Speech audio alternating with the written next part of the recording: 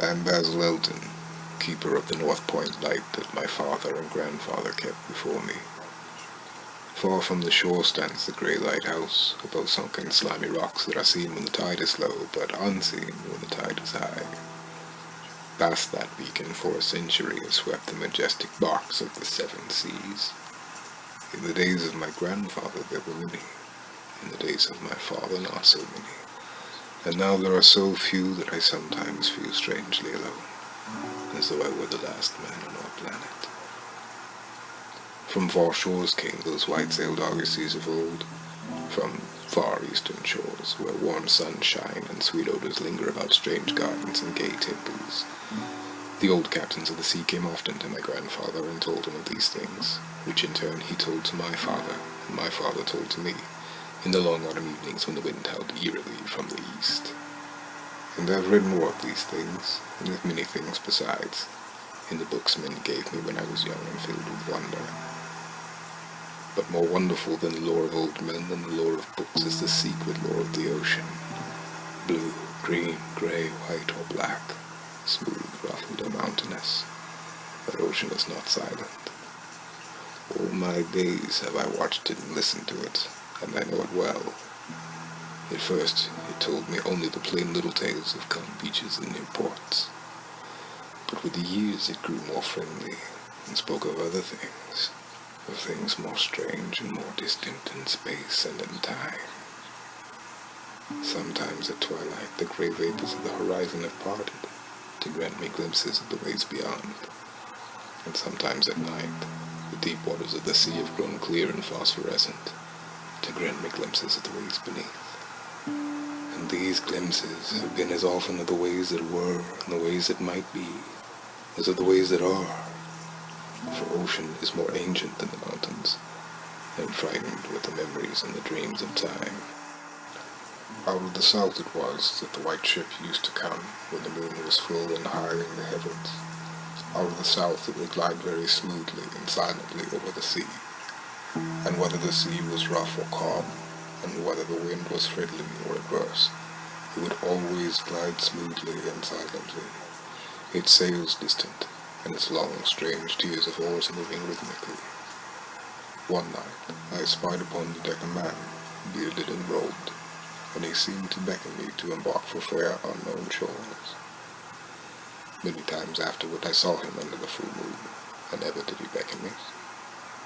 So very brightly did the moon shine on the night I answered the call, and I walked out over the waters to the white ship on a bridge of moonbeams.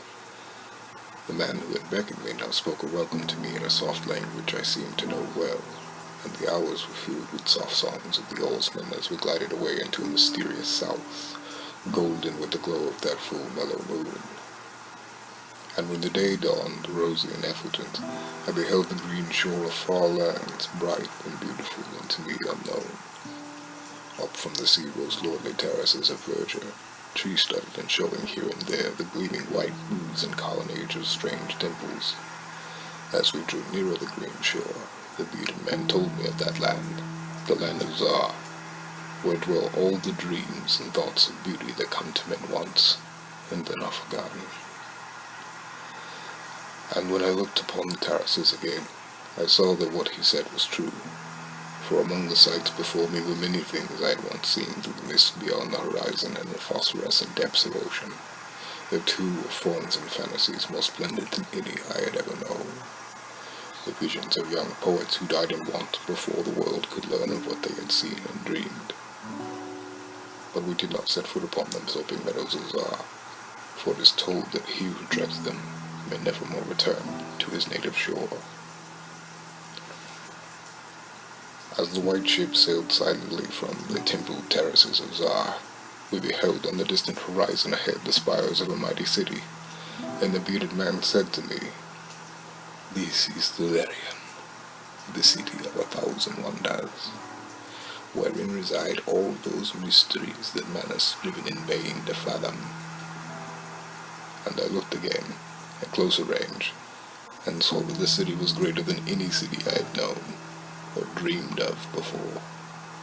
Into the sky the spires of its temples reached, so that no man might behold their peaks, and far back beyond the horizon stretched the grim grey walls over which one might spy only a few roofs, weird and ominous, yet adorned with rich friezes and alluring sculptures.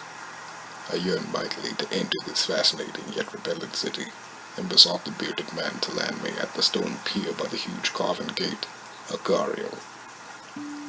But he gently denied my wish, saying, "Into Thalarian, the city of 1,000 wonders, many have passed, but none return. Therein walk only demons and mad things that are no longer men, and the streets are white with the unburied bones of those who looked upon the Erlin Lathe that reigns over the city." So the white ship sailed on past the walls of Thalarian, and followed for many days the southward flying bird whose glossy plumage matched the sky out of which it appeared. Then came we to a pleasant coast gay with blossoms of every hue, where as far inland as we could see basked lovely groves and radiant harbors beneath the meridian sun. From bowers beyond our view came bursts of song and snatches of lyric harmony interspersed with faint laughter so delicious that I urged the rowers onward in my eagerness to reach the sea. And the bearded man spoke no word, but watched me as we approached the lily-lined shore. Suddenly, a wind blowing from over the flowery meadows and leafy woods brought a scent at which I trembled.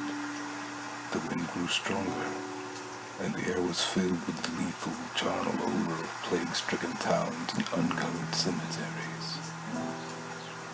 And as we sailed madly away from that damnable coast, the bearded man spoke at last, saying, "This is Zura, the land of pleasures unattained."